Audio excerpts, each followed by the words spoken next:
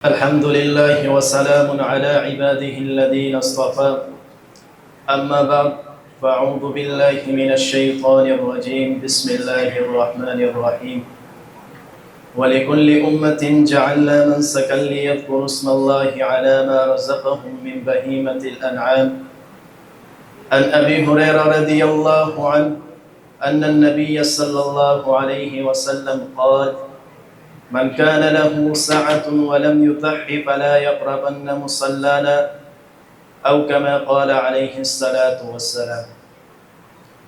انتہائی قابل احترام اساتذہ کرام اور مرکز اہل سنت والجماعت سے تعلق رکھنے والے طلبہ کرام، آج جس موضوع سخن کو لے کر میں حاضر ہوا ہوں وہ قربانی ہے۔ قربانی کے متعلق میں 4 باتوں پر گفتگو کروں گا۔ نمبر 1 قربانی کیا ہے، نمبر 2 قربانی کا ثبوت کلام اللہ سے، نمبر 3 قربانی کا شرعی حکم فرمان خدا اور فرمان رسول سے، نمبر 4 قربانی کے مقاصد۔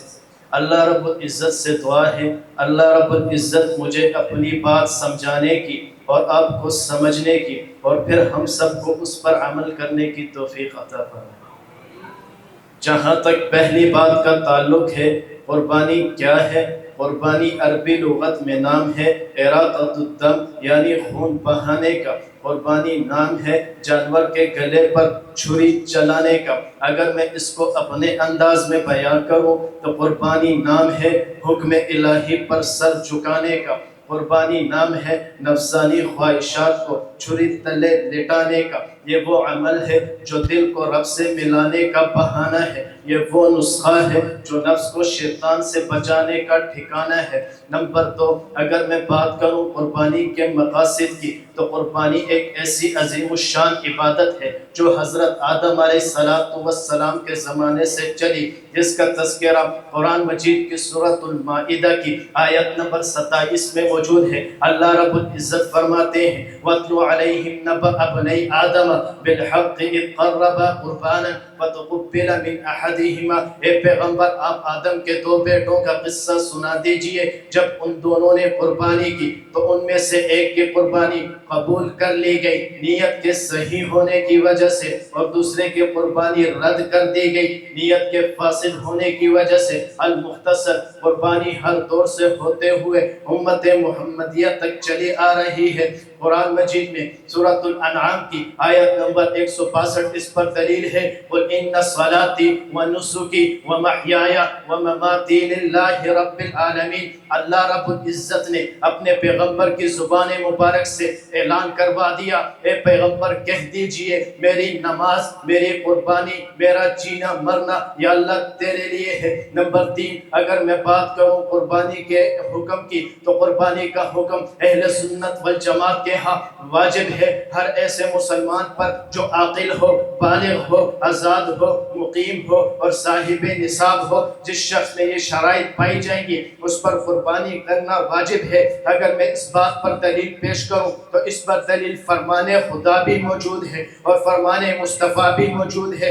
اگر میں بات کروں فرمان خدا کی تو اللہ رب العزت فرماتے ہیں فَصَلِّ لِرَبِّكَ وَانْحَرْ۔ اے پیغمبر آپ اپنے رب کے لیے نماز پڑھیں اور قربانی ادا کریں۔ امام ابو بکر الجساس رحمہ اللہ احکام القرآن میں اس آیات کی تفسیر کرتے ہوئے فرماتے ہیں هذا التأويل يتضمن معنيين احدهما ایجاب صلاة الاضحى والثاني وجوب الأضحية، یعنی اس آیات سے 2 باتیں ثابت ہو گئی۔ نمبر 1 عید کی نماز پڑھنا واجب ہے، نمبر 2 قربانی کرنا واجب ہے۔ اگر میں بات کروں فرمان مصطفیٰ کی تو سنن ابن ماجہ صفحہ نمبر 226 پر روایت ہے، حضرت ابو ہریرہ فرماتے ہیں اللہ کے نبی نے فرمایا من کان له سعة ولم يضحي فلا يقربن مصلانا، جو شخص باوجود گنجائش کے قربانی نہ کرے وہ ہماری عیدگاہ کے قریب بھی نہ آئے۔ علماء اکرام، طلبہ اکرام، آپ اس بات کو اچھی طرح جانتے ہیں اس جیسی وعید ترک واجب پر ہوتی ہے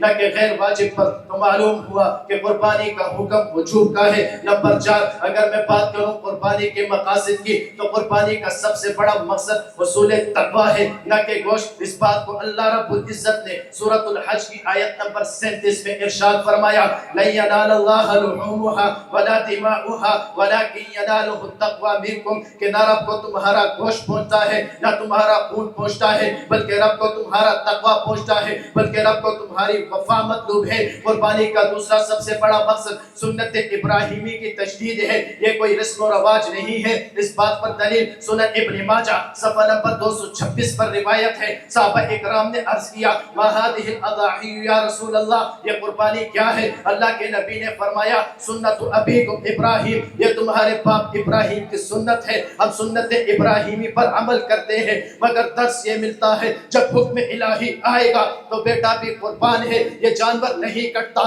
انا کٹتی ہے، غرور ذبح ہوتا ہے، یہ ناشکری کا علاج ہے، یہ تکبر کی دوا ہے، یہ گناہوں کا کفارہ ہوتا ہے۔ اللہ کے نبی فرماتے ہیں، یوم النحر میں خون بہانے سے بڑھ کر کوئی عمل اللہ کو محبوب نہیں، جتنے بال جانور کے جسم پر ہوں گے اتنی نیکیاں نامہ اعمال میں ہوں گی، ادھر خون کا پہلا قطرہ گرے گا، ادھر تمام گناہوں کی بخشش ہو جائے گی۔ وقت مختصر ہے، میری تقریر کا خلاصہ کیا نکلا، میری تقریر کا حاصل کیا نکلا؟ وہ سبق یہ ہے جو میری تقریر سے آپ کو حاصل ہونا ہے، وہ یہ کہ اس بار جب ہم قربانی کریں تو یہ نیت کر لیں کہ قربانی کے ساتھ ساتھ اپنا حصہ ذبح کر رہا ہوں، جب خون بہے یہ دعا کر لو، یا اللہ میرے دل کی سیاہی کو بھی بہا دے۔ جانور تو ہر سال کٹتا ہے، کاش نفس بھی ایک بار کٹ جائے، چھری تو ہر سال چلتی ہے، کاش غفلت کے پردے بھی کٹ جائیں۔ آؤ آج عہد کرتے ہیں، ابراہیم سے جذبہ اور اسماعیل سے تسلیم و رضا دکھائیں گے، جب حکم الہی آئے گا لبیک کہیں گے اور سب کچھ لٹائیں گے۔ جو کچھ سنا اللہ رب العزت اس پر عمل کرنے کی توفیق عطا فرمائے، وما علینا الا البلاغ۔